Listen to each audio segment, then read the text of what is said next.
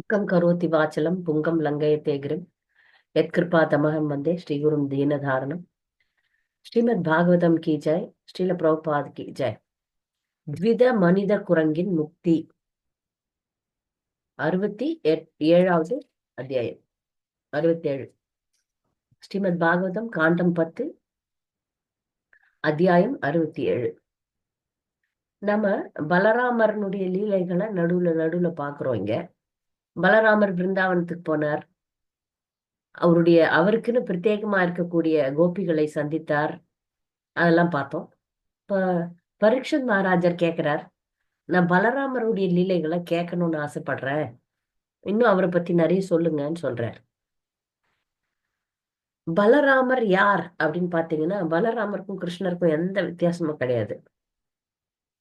அவர் சேவை வாங்கி கொள்ளும் பகவான், இவர் சேவை செய்யும் பகவான். ரெண்டு பேருமே பகவான் தான்.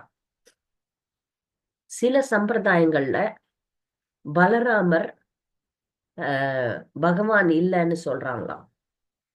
ஆனா எல்லா சாஸ்திரங்களும் பலராமரை முழுமுதற் கடவுள் தான், அவருடைய விரிவாங்கம் அப்படிதான் சொல்றாங்க. பலராமரை வெள்ளை கிருஷ்ணர் அப்படின்னு சொல்லுவாங்க, கிருஷ்ணரை கருப்பு பலராமர்னு சொல்லுவாங்க. அப்ப பலராமர் முழுமுதற் கடவுள் தான், அதுல ஒரு சந்தேகம் வேண்டாம். பகவான் இங்கு சேவை செய்யும் பகவானாக இருக்கிறார்.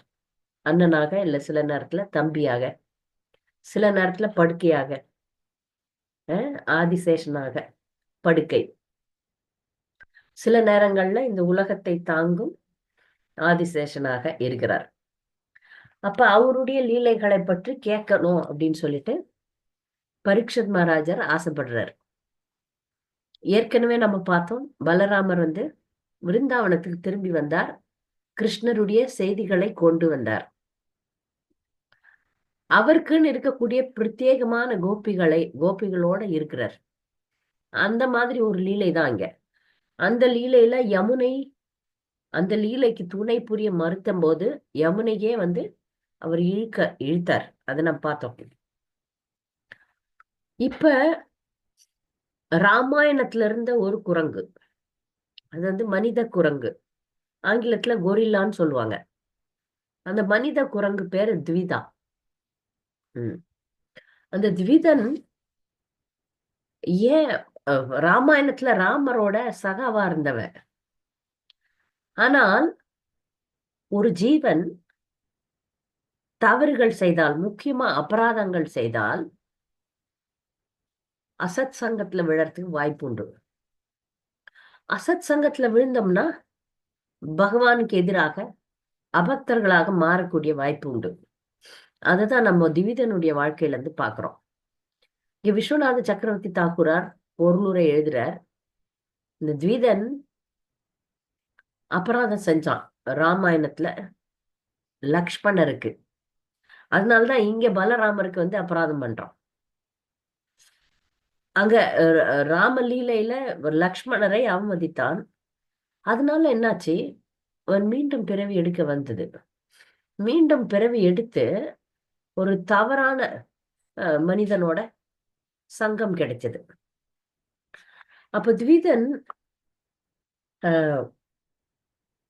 தன்னுடைய நரகாசுரன் என்ற நண்பன், நரகாசுரன் யாருன்னு பாத்தீங்கன்னா, அவனும் பகவானுடைய குழந்தைதான். அப்படி பார்த்தோம்னா எல்லாருமே பகவானுடைய குழந்தைகள் தான். பிரத்யேகமாக நரகாசுரன் பூமி தாயாருக்கு வந்த குழந்தை.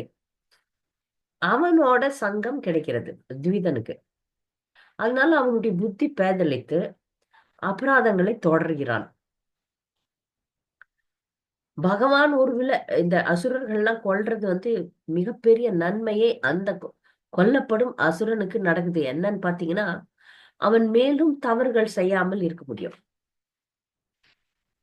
சில நேரங்கள்ல அசுரர்களை தவறுகள் செய்ய விடுவார் பகவான்.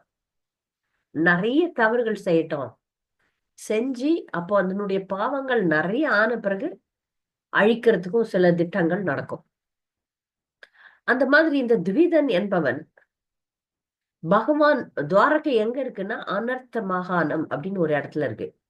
அந்த மாகாணம். அந்த இடத்துல போய் நிறைய தொல்லை பண்றான். அவனுக்கு வந்து நரகாசூரனை பகவான் கொன்னதுனால பழி வாங்கணும்னு ஒரு எண்ணம் வந்துச்சு. அதனால எந்த விதத்துல மக்களெல்லாம் துன்புறுத்தணும்னா தானாக பகவான் வந்து சண்டைக்கு வருவார். அதனால நிறைய அட்டூழியங்கள் செய்ய ஆரம்பிச்சான். பகவான் இந்த அட்டூழியங்கள்லாம் அனுமதித்தார். ஒண்ணு மட்டும் நல்லா தெரிஞ்சுங்க, சில பேர் கேள்வி கேட்பீங்க. இப்ப சமீபத்துல ஒருத்தர் கேள்வி கேட்டீங்க, நேத்து தான் கேட்டீங்க. இஸ்கானுக்கும் இஸ்கானை விட்டு பிரிந்த ரித்விக் வாதிகளுக்கும் ஒரு போராட்டம் வந்தது. ஒரு குறிப்பிட்ட நபர் குருவின் கருணையினாலதான் பெரிய பக்தரானார். ஆனா என்ன பிரச்சனைனா,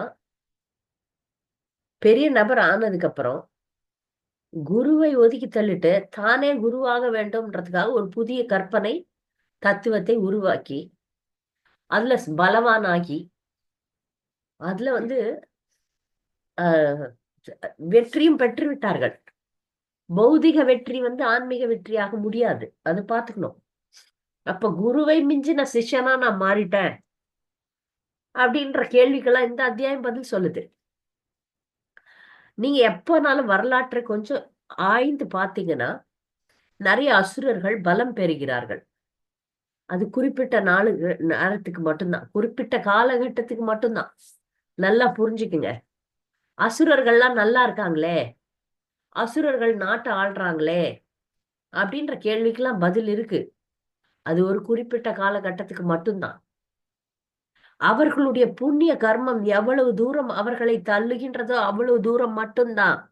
இது நிரந்தரமான வெற்றி கிடையாது. நிரந்தரமான வெற்றி இந்த உலகத்துல சில நேரத்துல கிடைக்காம போலாம். இந்த உலகத்துல வெற்றி கிடைக்காம போலாம் பக்தர்களுக்கு. பக்தர்கள் சில நேரத்துல தோற்ற மாதிரி தெரியும். இதே மாதிரி எப்போது கோயில்கள் இடிக்கப்படுகிறதோ, பக்தர்கள் நசுக்கப்படுகிறார்களோ, அப்பெல்லாம் ஒரு கேள்வி எழுதும், பகவான் ஏன் காப்பாத்தல அப்படின்னு. அதுல வந்து ஒரு காரியம் இருக்கும், ஒரு காரணம் இருக்கும். பின்னால் ஏதோ ஒரு திட்டம் இருக்கு, அது நமக்கு புரியாது. ஒரு கோயிலை ஒரு அசுரன் இடிக்கிறதுக்கு பகவான் அனுமதிக்கிறார்.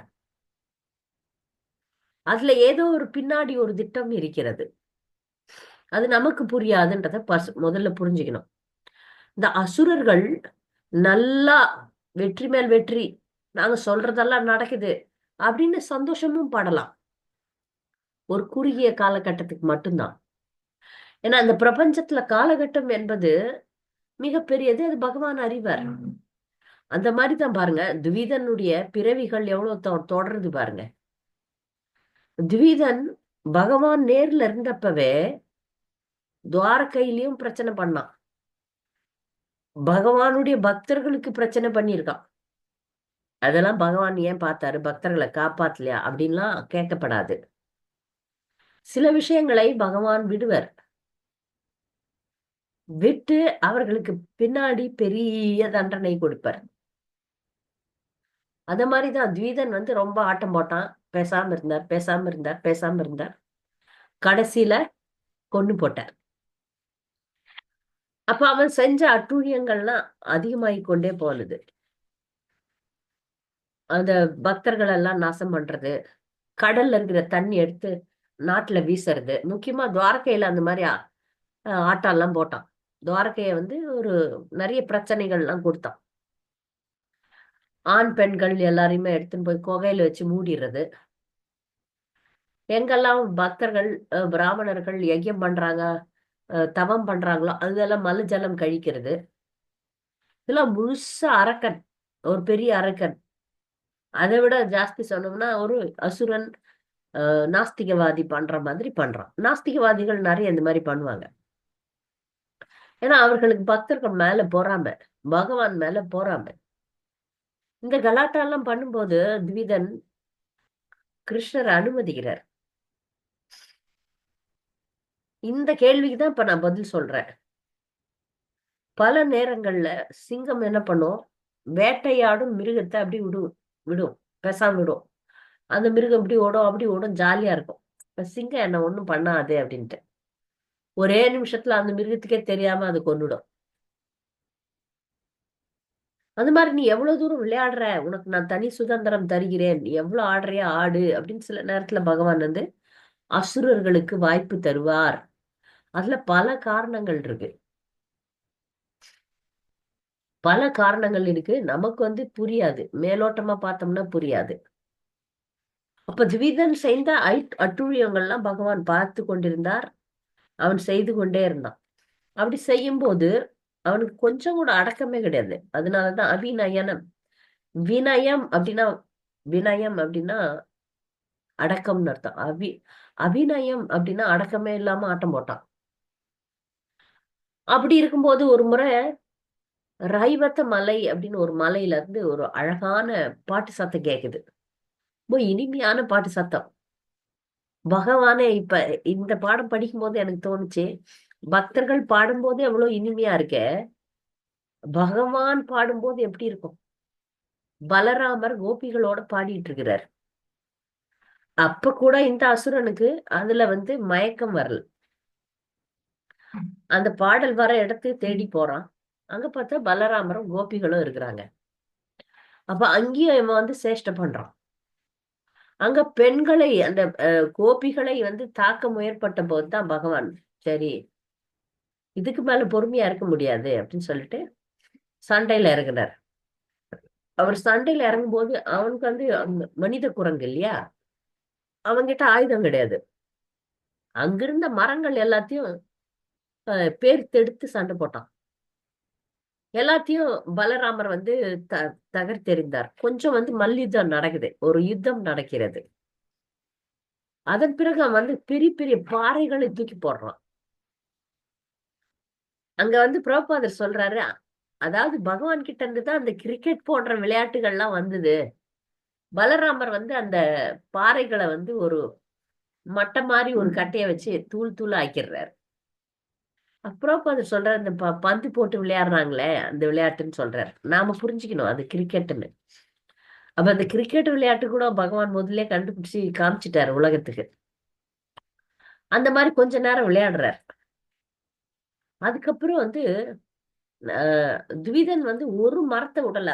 அந்த காடு இருந்தது, அந்த காட்டுல ஒரு மரத்தை கூட விடவில்லை. எல்லாம் சால மரம்னு சொல்றாங்க. அந்த மரம் எல்லாத்தையும் பிடுங்கி பிடுங்கி பிடுங்கி சண்டை போடுறான். பகவான் அதுக்கு அதை வந்து டிஃபென்ஸ் பண்றார். ஒண்ணு வந்து தூக்கி தூக்கி அதை வந்து உடைக்கிறார், தூள் பண்றார், எல்லாம் பண்றார். கதை, அவர் வந்து கதாபாணி அப்படின்னு சொல்றாங்க பலராமரை. ஏன்னா கதைக்கு வந்து கதாயுதத்துல வந்து பலராமர் ரொம்ப சிறப்பு வாய்ந்தவர். துரியோதனனுக்கு கதை சொல்லி கொடுத்ததே பலராமர் தான். துரியோதனன் பலராமரை குருவாக கொண்டு கதாயுதம் கத்துக்கிறான். அப்போ கதாயுத பாணி அப்படின்னு பேர் உடையவர் பலராமர்.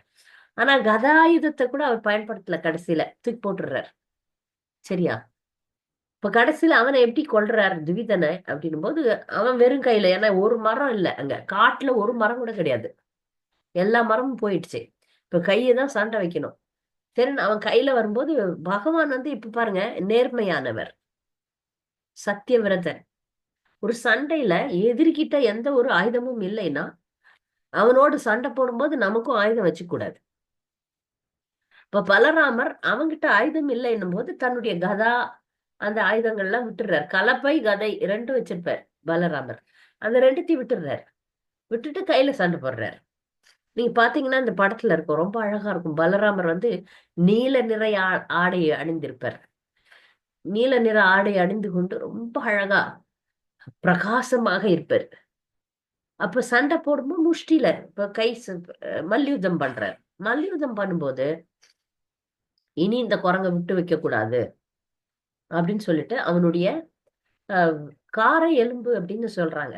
காரை எலும்புன்றது வந்து காலர் போன் அப்படின்னு ஆங்கிலத்துல சொல்றோம். கழுத்து எலும்பு. கழுத்து எலும்பு போயிடுச்சுன்னா உயிர் போயிடும். அந்த கழுத்து எலும்பை உடைத்து துவிதனை கொல்கிறார். துவிதனை கொல்லும் போது தேவலோகத்துல எல்லாம், ஏன்னா தேவர்களுக்கு கூட இவன் தொல்லை கொடுத்தான். தேவலோகத்துல இருந்து எல்லாருமே பிரமாதம், மிக நன்று, சபாஷ் அப்படின்னு சொல்லி உங்களுக்கு வெற்றி உண்டாகட்டும், பலராம்ஜி கி ஜாய் அப்படின்னு கோஷமிட்டனர். அப்புறம் இந்த உலகத்தையே தொல்லை பண்ண இந்த துவிதன் இவ்வாறு அழிக்கப்பட்டான். அதை அழிச்ச உடனே பலராமர் இந்த லீலை முடிச்சுட்டு பலராமர் துவாரகைக்கு போயிடுறாரு. ஏன்னா இது விருந்தாவனத்துல நடந்த லீலை.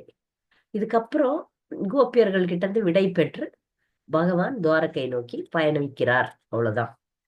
இதான் துவிதன் என்ற மனித குரங்கை பலராமர் கொன்ற வரலாறு. இந்த பாடத்துல பக்தர்களுக்கு ஏதாவது சந்தேகம், கூடுதல் கருத்துக்கள் இருந்தா தெரிவிக்கலாம். ஹரே கிருஷ்ணா.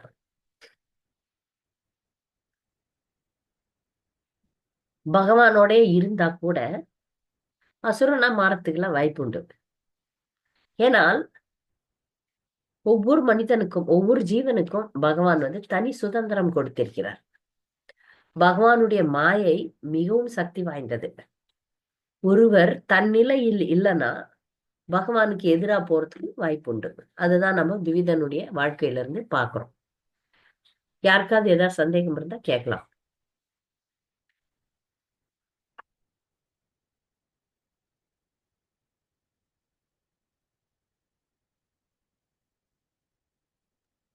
ஹரே கிருஷ்ண மாதாஜி. ஹரே கிருஷ்ணா. இந்த துவித மனித குரங்கு மாதிரிங்க மாதாஜி, எங்க வீட்டு பக்கத்துலக்கு ஒரு 20 பேர் இருந்தாங்க மாதாஜி. 20 பேருங்க, ஒருத்தர் இல்ல 20 பேர் இருந்தாங்க மாதாஜி. இப்ப மாதாஜி அவங்களோட இப்ப நாங்க அனுபவிச்சுட்டு இருக்கிற சொத்து எங்களுடையதல்ல. அந்த சொத்து எங்களுக்கு ஒரு எங்களுடைய சொந்தக்காரரு பெரியவங்க எங்களுக்கு அவங்க குழந்தை இல்லாதனால எங்களுக்கு அதை கொடுத்துட்டு போயிட்டாங்க. அப்ப அதை நாங்க அனுபவிச்சுட்டு இருக்கிறோம். அதுக்கு ஒரு நன்றி விசுவாசம் வேணுமில்ல மாதாஜி. அதுக்கு பதில் அவங்க என்ன செய்யறாங்கன்னா, அவங்க முதல் கொஞ்ச நாள் குடுக்கலன்னு சொல்லிட்டாங்க. அவங்க குழந்தை இல்லைனாலும் குடுக்கலன்னு சொல்லிட்டாங்க. அப்போ ஒரு அம்மா குடுக்கலைங்கிறாங்க, அப்பா குடுக்கறன்னு சொல்றாரு. இப்ப இது மாதிரி கொஞ்சம் பிரச்சனைகள் வரும்போது மாதாஜி, சொத்து இல்லாதனால அவங்ககிட்ட கேட்கும்போது அவங்க கொடுக்காதனால எப்படி அந்த சொத்தை வாங்குறது அப்படின்னு முயற்சி பண்ணி பாக்குறாங்க மாதாஜி. அப்படி பார்க்கும்போது அவங்க சரியான சொத்து எல்லாம் வச்சுட்டு காலையில சமையல் பண்ணி வச்சுட்டு அவங்களுக்கு நிறைய தோட்டமெல்லாம் இருக்கிறது பாக்குறதுக்கு போயிட்டாங்க. போயிட்டு திரும்பி சாப்பிடலான்னு வீட்டுக்கு வர்றாங்களாமாங்க மாதாஜி. வீட்டுக்கு பார்த்தாங்க மாதாஜி, வீட்டை திறந்து பார்த்தாங்க மாதாஜி, அந்த சட்டியில சாப்பாடு இருக்காதுங்களாமா. அதுக்கு பதிலா மலை ஜலம் கழிச்சு வச்சிருவாங்களாமா. நான் கரெக்டா நானும் அது படிக்கிறேன் பாருங்க. துவிதனுடைய கதையை நான் படிச்சேன். நீ கரெக்டா எனக்கு அது சேர்ந்துருக்குது பாருங்க மாதாஜி. அவங்க 2 பேரும் நல்ல வசதியானவங்க, குழந்தை இல்ல, சொத்து அதிகம். அப்படி இருக்கிறவங்களுடைய வீட்டை திறந்து சாப்பிட்டுட்டு அதே சட்டியில மலைஜலம் கழிச்சு போயிடுவாங்களாமாங்க மாதாஜி. அவங்க அங்கிருந்து வருவாங்களாமாங்க மாதாஜி. ரொம்ப கஷ்டப்பட்டு தோட்டத்துல வேலை செய்யல செஞ்சுட்டு சாப்பாடு எடுத்து பார்க்கலாம் போது வீட்டுக்குள்ள வரும்போதே ஒரு மாதிரி ஸ்மெல்லு. அப்புறம் பார்த்து இப்படி ஆகுமாமாங்க. அவங்க எடுத்து எல்லாம் வெளியில எல்லாம் தூக்கி வீசி போட்டு திருப்பி வேற எல்லாம் செஞ்சு எல்லாம் ஏதோ பண்ணிட்டு இருந்துக்கிறாங்க. அவங்களுடைய சொத்தை எப்படியோ கோர்ட்ல போட்டு அபகரிச்சு வாங்கிட்டாங்க மாதாஜி. அப்படி வாங்கின சொத்தை தான் நாங்க இப்ப அனுபவிச்சுட்டு இருக்கிறோம் மாதாஜி. அப்படி சொத்து அவங்க நிறைய வார்த்தைகள் எல்லாம் சொல்லி திட்டி தீர்த்துட்டு அந்த சொத்தை கொடுத்துட்டு போயிருக்காங்க மாதாஜி. இப்படி எல்லாம் செஞ்சிட்டீங்களே, இப்படி எல்லாம் பண்ணிட்டீங்களே, நீங்க எல்லாம் உங்களுடைய வாரிசெல்லாம் வராது, நீங்க ஜெயிக்க முடியாது, அப்படி இப்படி எல்லாம் நிறைய சொல்லிட்டு தான் அவங்க இறந்துருக்குறாங்க மாதாஜி.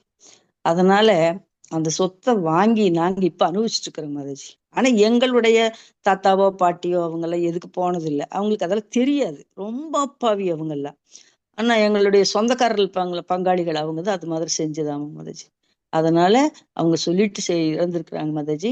என்னோட சொத்து சாப்பிட்டவங்க யாரும் விருத்தி ஆக மாட்டாங்க அப்படின்னு சொல்லிக்கிறாங்க மாதாஜி அவங்க. அதனால ஒரு சில குடும்பத்துல குழந்தை இல்லாம இருக்கு, ஒரு சில குடும்பத்துல பையன் இல்லாம இருக்கு, ஒரு சில குடும்பத்துல சாப்பாட்டுக்கு இல்லாம இருக்கு. இது மாதிரி இருக்கிறாங்க மாதாஜி. அதனாலதான் மாதாஜி அவங்களுடைய சாபத்தை நம்ம வாங்கிக்க கூடாது. அவங்களோட சொத்தை நம்ம அனுபவிச்சுட்டு அவங்களுடைய சாபத்தை ஏற்காம அவங்களுக்கு ஏதாவது கைங்கரிய, அவங்களுக்கு இல்லாட்டி நம்ம முன்னோர்களுக்கு ஏதாவது கைங்கரிய செய்யணும், கடவுளுக்கு செய்யணும் அப்படிங்கிற எண்ணமே தான் மாதாஜி எனக்கு இருக்குது. அதனால நான் ஒரு 1000த்துல ஒரு பங்கோ, ஒரு 10,000த்துல ஒரு பங்கோ கூட நான் அனுபவிச்சுட்டு இருக்கல. அதையே முழுசெல்லாம் எங்களுக்கெல்லாம் கிடைக்கல, அது கொஞ்சம் கிடைச்சது. அதனால அந்த கிடைச்ச பங்கை எப்படியாவது நாம அதை கடவுளுக்கு சமர்ப்பிக்க வேண்டும் அப்படிங்கிற ஒரு நல்ல எண்ணத்துல தானே மாதாஜி நானும் எங்க அப்பாவும் ஒரு சரியான முயற்சிகள் செஞ்சு இது மாதிரி எங்க அப்பா வந்து அன்னதானம் எல்லாம் கொடுத்தது. அன்னதானம் எல்லாம் கொடுத்துட்டு இருந்தாரு. அவங்க இறந்த பின்னால எங்கிட்ட சொல்லிட்டு போயிருக்காரு, மணிமேகலை நீ வந்து இந்த சொத்தை வந்து நம்மளுதுன்னு நினைச்சுக்காத, இது வந்து நாங்க அந்த பாட்டி வந்து எங்க ஊர் இருக்கிறதுனால எங்க ஊர் பேர் சொல்லி அந்த பேர் சொல்லுவா, சூலூராத்தாளுடைய சொத்து, அதனால நீ வந்து அனுபவிக்கிற சொத்து அவங்களுடையது, நீ படிக்கிறது, வேலைக்கு போறது, சம்பாதிக்கிறது எல்லாமே அவங்களுடைய கருணையினால, அதனால நீ அவங்களுக்கு எப்படியாவது ஒரு வகையில நீ அவங்களுக்கு கைமாறு செய்யணும்னு சொல்லிக்கிறாங்க மாதாஜி. அதனாலதான் மாதாஜி நான் எப்படியாவது கடவுளுக்கு இந்த கைமாறு செய்வோம்னு நினைச்சிட்டு இருக்கிறேன் மாதாஜி. சரிங்களா மாதாஜி நான் செய்யறது? சரி சரி சரி, ரொம்ப சரி. ஆமாங்க மாதாஜி. எங்க அப்பா செஞ்சுட்டு தான் போயிருக்காரு மாதாஜி, நிறைய செஞ்சுட்டாரு, கோயிலுக்கெல்லாம் நிறைய செஞ்சுட்டாரு. எந்த ஒரு பக்தர் தன் வாழ்க்கைய முழுக்க முழுக்க கிருஷ்ணருக்கு அர்ப்பணிக்கிறாங்களோ, சுய புலனின்பம் எதுவுமே இல்ல, என்னுடைய வாழ்க்கை கிருஷ்ணருக்கே அர்ப்பணிக்கப்பட்டதுன்னு யார் வாழறாங்களோ அவங்களுக்கு இதெல்லாம் பாதிக்காது. சரிங்களா? நீங்க சரிங்க மாதாஜி. 4 விதிமுறைகள் 16 மாலைகள் ஜபிச்சு உங்க பணத்தை சரி, வந்து உங்களுடைய சொத்தை நன்முறையில் சரிங்க மாதாஜி. கிருஷ்ண சேவையில நீங்க பயன்படுத்தும் போதே உங்களுக்கு அந்த பாவம் எல்லாம் வராது. இருந்தாலும் நான் நினைச்சு பாக்குறேன் மாதாஜி, இதைய நன்றி நன்றி நினைச்சு பாக்குறேன், நினைச்சு நினைச்சு பார்த்துட்டே இருக்கிறேன். அந்த குறிப்பிட்ட அந்த முன்னோருக்கு நீங்க வந்து பிண்டதானம் பண்ணலாம். ஒரு முறை கயை போய் அவங்க பேரை சொல்லி பிண்டதானம் பண்ணிடுங்க. சரிங்க மாதாஜி, சரிங்க மாதாஜி, சரிங்க மாதாஜி, ரொம்ப நன்றிங்க மாதாஜி. ஹரே கிருஷ்ணா. ஹரே கிருஷ்ணா. ஹரே கிருஷ்ணா மாதாஜி. சொல்லுங்க. ஹரே கிருஷ்ணா.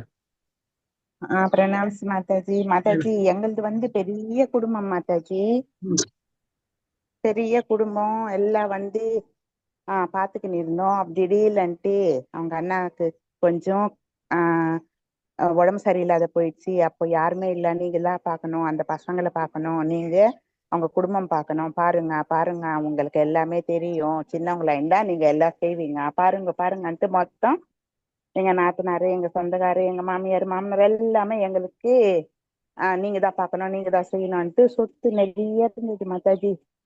சரி, நாங்க சின்ன அனுபவம் இல்ல, ஐயோ இந்த மாதிரி பெரியவங்களுக்கு அந்த மாதிரி போச்சுன்ட்டு இருக்கிற சொத்து விட மேல கடன் வாங்கி நல்லா செஞ்சிட்டோம். பசங்க, எங்க பசங்க அவங்க பசங்க எல்லாம் பெரியவங்க ஆயிட்டாங்க. இந்த சொத்து தகராதுல அவங்களுக்கு என்னென்ன வரணுமோ அவங்க வாங்கிட்டு போய் அவங்க செட்டில் ஆயிட்டாங்க. ஆனா கடனுக்கு இடனே எங்க மாமியார் பாக்குறது, எங்க மாமியார் பாக்குறது, இவருக்கு செஞ்சது அது கொஞ்சம் கடனுக்கு இடனே எங்க சொத்து எல்லாம் போக கடன் எங்க தலைமையில பட்டுச்சு. அதெல்லாம் நாங்க சரி பண்ணிட்டோம். சரி பண்ணிட்டோம். அதுக்கப்புறமா எங்க பசங்க எல்லாம் கூட சம்பாரிச்சு யாராருக்கு என்னென்ன கொடுக்கணுமோ கொடுத்துட்டாங்க மாதாஜி. இப்போ 2 பேர் வந்து எங்களுக்கு காசு நீங்க தரணும்னு சொன்னீங்க, கொடுக்கல, அது கொடுங்கன்ட்டு உட்கார்ந்து இருக்கிறாங்க மாதாஜி. இப்போ பசங்களுக்கு கல்யாணம், பசங்களுக்கு படிப்பு அவங்களே பார்த்துக்கினாங்க மாதாஜி, நாங்க எதுவுமே செய்யல.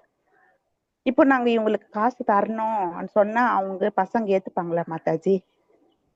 இது எப்படி மாதாஜி? எனக்கு ரொம்ப கஷ்டமா இருக்கு மாதாஜி.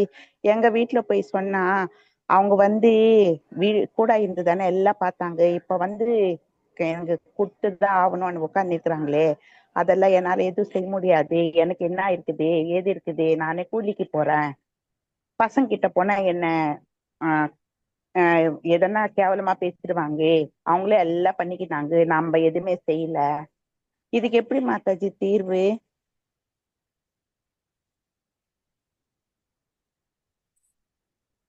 நீங்க பக்தர், உம் உங்க குழந்தைகள் வந்து ஒரு நல்ல வேலைகள்லாம் செஞ்சிருக்கு, ஆமா. ஆலோசனை பண்ணிட்டு நீங்களே ஒரு, ஏன்னா இப்ப வந்து நீங்க இந்த சூழ்நிலையில நான் நேர்ல இல்ல, உம் நீங்க ஏதோ ஒரு சூழ்நிலையில இருக்கீங்கல்ல, அந்த சூழ்நிலைக்கு நான் வந்து பதில் சொல்ல முடியாது.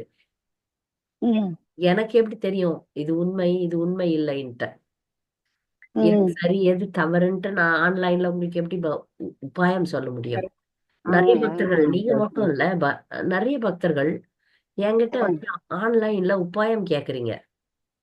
உம் நான் நீதிபதி கிடையாது. கிடையாது. அதான் எப்படி இது எப்படி இல்ல, எடுத்துக்கணும், பக்தி எப்படி பிரச்சாரம் செய்யறது? செய்யும் ஒரு பக்தர் நானு. ஆமா. இந்த சூழ்நிலைய நான் நேர்ல பார்க்கல, அலசல. ம். இதுல வந்து யார் தப்பு யார் ரைட்டுன்னு எனக்கு எப்படி தெரியும்? ஆமா இது ஆமாமா பாஸ் தெரியாமல் சொன்னதுதான் உங்களுக்கு தெரிஞ்சிச்சு. ஆமா. இது தெரியாமல் நான் எந்த ஜட்ஜ்மெண்ட்டும் கொடுக்க முடியாதுல்ல. சரிங்க மாதாஜி. நீங்கள் சொல்றது சரியாக இருந்தால், இப்ப நீங்க சொல்றீங்க ம். ஆமா. சரின்னு வச்சுக்கலாம். ம். சரியாக இருந்தால் உங்களுடைய அறிவு வாய்ந்த குழந்தைகள் முடிவெடுக்கும். நீங்க ஏன் கவலைப்படுறீங்க? உங்க வாழ்க்கையே உங்க குழந்தைகள் முடிவு பண்ணுச்சு. நீங்க கடன்ல இருந்தப்ப கூட ம். அந்த கடனை அடைச்சது உங்க குழந்தைகள் தான். ஆமா ஆமா அந்த மாதாஜி. மாதிரி ஆமா. இதுக்கு ஒரு முடிவை அவர்கள் எடுப்பார்கள். சரியா? இதுக்கு ஒரு ஆ, முடிவை அவர்கள் சரிங்க. எடுப்பாங்க. சரியா? வேற ஓ, ஏதாவது சரிங்க. கேள்விகள்? ஹரே கிருஷ்ணா. சரிங்க மாதாஜி. ஹரே கிருஷ்ணா மாதாஜி. பிரணாம்ஸ் மாதாஜி. பிரணம். சில நேரங்கள்ல சில பிரச்சனைகளுக்கு முடிவு வந்து காலம் சொல்லும். ம். இந்த பிரச்சனையை நான் எப்படி முடிய போறேனே தெரியாது. பேசாம தெரியாது. ஜெபம் பண்றது, பக்தி தொண்டு செய்யும் போது காலம் அதை முடிக்கும். சில ஓ. நேரங்கள்ல பிரச்சனைகளை எடுத்து அதை முடிக்க வேண்டி இருக்கும். ம். அப்ப நம்ம வந்து செயல்பட்டு தான் ஆகணும். சரி, நான் செயல்படாமல் இருக்கிறேன், கீதா மாதாஜி சொல்லிட்டாங்க, செயல்படாம இருக்கிறேன்னு சொல்லுவாங்க சில பேர். சில நேரங்கள்ல நம்ம செயல்பட வேண்டி இருக்கும். எல்லா நேரங்களிலும் ஒரு உபாயம் இருக்கிறது. என்ன உபாயம்னா, அந்த 16 மாலைகளை நீங்க கவனத்தோட தினமும் பிரம்ம முகூர்த்தத்துல ஜெபிச்சீங்கன்னா, நீங்க எந்த முடிவு எடுக்கணும்ன்றது ம். உள்ள இருக்கிற அந்தர்யாமி பரமாத்மா உங்களுக்கு வழிகாட்டுவார். இல்லாட்டி ஓ. யாராவது ஒரு பக்தர்கள் மூலமாகவோ இல்ல உங்களுடைய உறவினர்களோ யாரோ நண்பர்களோ வந்து கூட வழிகாட்டுவாங்க. உங்களுக்கு ஓ. வழிகாட்டுதல் கிடைக்கும். நீங்க ஆ, ஆ. கிருஷ்ணனோட சம்பந்தத்தை ம். பாகவதம் படிக்கிறது மூலமாகவும் ஜெபிப்பதன் மூலமாகவும் ம். நீங்க இறுக்கமா வச்சீங்கன்னா ம். உங்களுடைய சகல கேள்விக்கும் அவர் பதில் கொடுத்துருவார். இன்னைக்கு நான் ம். உங்க கேள்விக்கு இன்னைக்கு நான் உங்களுக்கு பதில் சொல்ல முடியாது. ஏன்னா நான் அந்த ம். சூழ்நிலையை நேரில் பார்க்கல. ஆமா நிறைய நேரத்துல ஆமா பக்தர்கள் மாதாஜி. வந்து முக்கியமாக கணவன் மனைவி அவங்க கணவனை ஆமா பற்றி மாதாஜி. மனைவியும் மனைவியை பற்றி கணவனும் வந்து என்கிட்ட பேசுவாங்க. ஆம். ம். அது ரெண்டு பேரையும் நேர்ல சந்திக்காமல் ரெண்டு பேரையும் மிக விவரமாக ஆலோசிக்காமல் நான் யாருக்கும் ம். எந்த பண்றது கிடையாது. ம். புரியுதுங்களா? அது வந்து நான் அதுக்கு வந்து நிறைய நேரம் செலவு ஆகுது. இது பௌதிக பிரச்சனைகளை ஆன்மீகமாக நாம் கையாள வேண்டும். ம். ஆன்மீகமாக நீங்க கையாளணும்னா நீங்க தினமும் நல்ல ம். பக்தரா ஆகணும். நீங்க நல்ல பக்தரா ஆனீங்கன்னா உங்களுக்கு ம். பகவான் நல்ல முடிவுகளை தருவார். அவ்வளவுதான். ஐ இதுதான் தேங்க்யூ மாதாஜி. நீங்க நல்ல உங்களுடைய அந்தர்யாமி ம். பரமாத்மா ஜெபம் பண்ணும்போது உங்களுக்கு வந்து சரியான வழிகாட்டுதலை தருவார். அந்த நேரத்துல ஆ. மனசை வந்து அமைதியா வைக்கணும். நான் சில ம். நேரத்துல மக்கள் வந்து என்ன அப்படியே இது பண்ணுவாங்க, ஃபோர்ஸ் பண்ணுவாங்க. நான் சொல்லுவேன், ம். நீங்க என்ன கட்டாயப்படுத்தாதீங்க. கொஞ்சம் ம். கொஞ்சம் யோசனை பண்ணி தான் சில விஷயங்களுக்கு தீர்வு தர முடியும். அதனால பொறுமையா ஜெபம் பண்ணுங்க. பொறுமையா பாகவதம் படிங்க. எது சரி எது தவறு நீங்களே கூட தவறா இருக்கலாம். ம். மாதாஜி நீங்களே சொல்லுங்க தவறாக மாதாஜி. இருந்தாலும் ம். உங்களுக்கு ம். நான் தவறு ம். எந்த காலகட்டத்திலயும் என்னை பொறுத்த வரைக்கும் நான் தவறாக இருந்தால் நான் வந்து அதை ம். திருத்த ம். முயற்சி பண்ணுவேன். அந்த மாதிரி நீங்கள் தயாராக இருந்தால் இப்போ பத்மாவதி மாதாஜி ஒரு கேள்வி கேக்குறீங்க. நீங்க வந்து என்கிட்ட உங்களுடைய பிரச்சனைகளை ம். சொல்லிட்டீங்க. உங்களுடைய எதிரிகளும் யார்கிட்ட ஆமா பிரச்சனையோ மாதாஜி. அவங்களும் என்கிட்ட வந்து பிரச்சனையை சொல்றாங்க. ரெண்டுத்தையும் நான் ஆராய்ஞ்சி ம். ம். யார் மேல தப்பு ஆ. இருக்குன்னு கண்டுபிடிச்சிருவேன். ஆமா சில நேரங்கள்ல ரெண்டு பேர்லயும் தப்பு இருக்கும். ஆமா ஆமா. புரியுதுங்களா? அப்ப நான் கண்டுபிடிச்சு ம். என்கிட்ட நீங்க ஜட்ஜ்மெண்ட்டுக்கு வந்தீங்கன்னா ரெண்டு பேர்ல இருக்கிற தப்பைய நான் சொன்னேன்னா நீங்க ஏத்துக்கணும். நிறைய பேர் ஆமா ஏத்துக்கிறது ஆமா கிடையாது. மாதாஜி. ஏத்துக்கணும். ஏன் நம்ம மனசு விட்டு நம்ம குரு கிட்ட நம்ம சொன்னோம்னா அவர் என்ன சொன்னாலும் அது ஏத்துக்கணும். அதனால நான் சொன்னேன் இல்ல மாதாஜி. நிறைய பேர் வந்து நீங்க இப்படி பேசுறீங்க. நிறைய பேர் வந்து ம். அவர்களை நான் சுட்டி காட்டினனாலே அவங்களுக்கு பிடிக்காது. அவங்க ஒத்துக்கிறது இல்ல. அது அவங்க என்ன நான் ஒத்துக்க மாட்டேன் தங்களுடைய மாதாஜி. எண்ணத்திற்கு ஏத்த மாதிரி சாதகமா நான் பதில் சொல்லணும்னு எதிர்பார்த்து வராங்கன்னு எனக்கு தெரியும். அது தப்பு மாதாஜி, அப்படி எனக்கு செய்யக்கூடாது. நீங்க தெரியும். எது அதனால நான் வந்து உபாயமே சொல்றது கிடையாது. கரெக்ட் தான் மாதாஜி. நிஜமாகவே ரொம்ப அது சில கேஸ் எல்லாம் நான் எடுத்திருக்கேன். எடுத்து 20 நாள் 30 நாள் 40 நாள் என்னுடைய நேரத்தை வீணடிச்சு சில பேரை வந்து மாத்திருக்கேன். சில பேரை மாத்திருக்கேன். ஆனா சில பேருடைய எண்ணங்களை நான் புரிஞ்சுப்பேன். சில பேருடைய எண்ணங்களை நான் புரிஞ்சு கொள்வேன். அவங்க வந்து என்னை பயன்படுத்துறாங்கன்னு தெரிஞ்சதுன்னா நான் உபாயத்தை கொடுக்கவே மாட்டேன். நீங்களே உபாயம் பண்ணுவீங்க. நீங்களே பக்தி செய்து உங்களுடைய வாழ்க்கை பிரச்சனை நீங்க தான் தீர்த்துக்கணும். சரியா? இது பாகவதம் சம்பந்தமான கேள்விகளை கேட்டீங்கன்னா கொஞ்சம் உபயோகமாக இருக்கும் மற்ற பக்தர்களுக்கும். சரியா? ஹரே கிருஷ்ணா. ஹரே கிருஷ்ணா மாதாஜி. பிரணாம் மாதாஜி. வேற ஏதாவது கேள்விகள் இருக்கா பக்தர்களுக்கு? வேற கேள்வி? ஹரே கிருஷ்ணா மாதாஜி. ஹரே கிருஷ்ணா, கேளுங்க. டைம் இருக்குதோ தெரியல, உங்களுக்கு டைம் ஆயிடுச்சு மாதாஜி. ஒரு क्वेश्चन இருக்குது மாதாஜி, கேள்வி. இங்க பல்ராம் துவாரகா இங்க இருந்து போனாருன்னு சொன்னாங்கல்ல மாதாஜி, அந்த சண்டைக்கு முதல்ல போயிட்டாங்களா இல்ல கிருஷ்ணா பல்ராம் ஒட்டுக்காதான போனாங்க மாதாஜி? திருப்பி வந்தாரா பல்ராம் மாதாஜி? இல்ல இந்த கேள்வி புரிஞ்சிச்சு. நான் பதில் சொல்றேன், கேளுங்க. விஷ்ணுபிரியா மாதாஜி ஒரு கேள்வி கேக்குறாங்க. பிருந்தாவன் வந்த பலராமர் போயிட்டு திரும்பி வந்தாரா துவிதனுக்காக? இல்ல ஒரு முறைதான் வந்தாரு. அந்த ஒரு முறை கோபிகளோட, ஏன்னா அந்த சில லீலைகள்லாம் இப்ப பாத்தீங்கன்னா நடுவுல வந்து போன அத்தியாயம் பவுண்டரகன் பத்தி வந்துருச்சு. அதுக்கு முன்னாடி நிருகராஜனின் முக்தி, அதுக்கு முன்னாடி வந்து பலராமர், அதுக்கு முன்னாடி பலராமரின் பிருந்தாவன விஜயம் வந்துச்சு. இந்த பாகவதத்தினுடைய அத்தியாயங்கள் முக்கியமாக இந்த கிருஷ்ண லீலையில சிலதெல்லாம் முன்னாடி போட்டாங்க, சிலது பின்னாடி போட்டாங்க. தொடர்ச்சியா வரல. நம்ம பார்த்து பாருங்க, நிருகராஜனின் முக்தியில குழந்தைகள்லாம் சின்ன சின்னதா இருக்கு. அதுக்கு முன்னாடி பாத்தீங்கன்னா உஷா அனிருத்தன் பேரன் கல்யாணமே வந்துடுச்சு. அதனால இந்த அத்தியாயங்கள் தொடர்ச்சியா போடப்படல. சிலது முன்னாடி சிலது பின்னாடி அப்படி வந்தது. பலராமர் விருந்தாவனத்துக்கு ஒரு முறை தான் போனார். ஒரு முறை போயிட்டு அங்க எல்லாரையும் சந்திச்சுட்டு கோபியர்களோட இருந்தார். அப்பதான் அந்த யமுனை ஆற்றை வந்து இழுக்கிறார். அப்பதான் அந்த துவித குரங்கையும் கொல்றார். ஒரே டைம் தான்.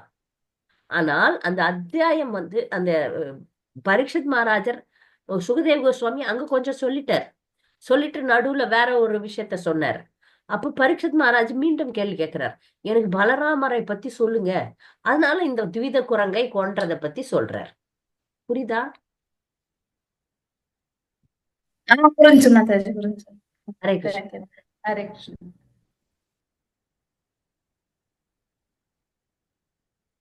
பக்தர்களை நாளை வகுப்புல சந்திக்கலாம். மிக்க நன்றி.